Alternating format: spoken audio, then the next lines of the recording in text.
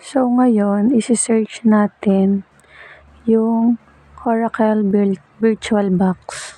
Then, itatap mo lang yung lumabas na Oracle VirtualBox. Tapos, may makikita kang download. Click mo lang yun. Then, next, yung window host. Click mo lang din yon. Then, hintayin mong matapos yung download.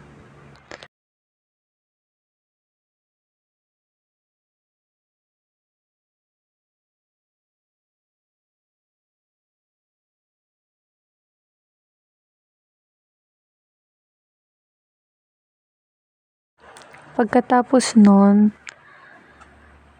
may lalabas dyan, then click mo lang yon. Then may lalabas dyan, click mo lang yung next, then install. Then wait lang na matapos yan.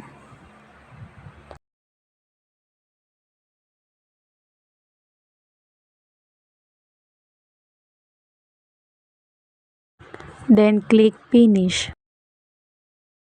Tapos magiging okay na yung Oracle VirtualBox. Then yan, naka-install na siya. Tapos dito naman sa Red Hat, i-click mo lang yung link. Then Oracle Linux 9 Red Hat Enterprises Linux 9. Wait lang din natin siya na mag-download.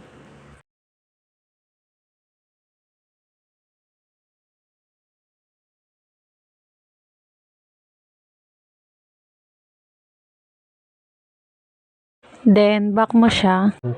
Then click Oracle VirtualBox. Then click new. Then type Red Hat Linux dun sa my name.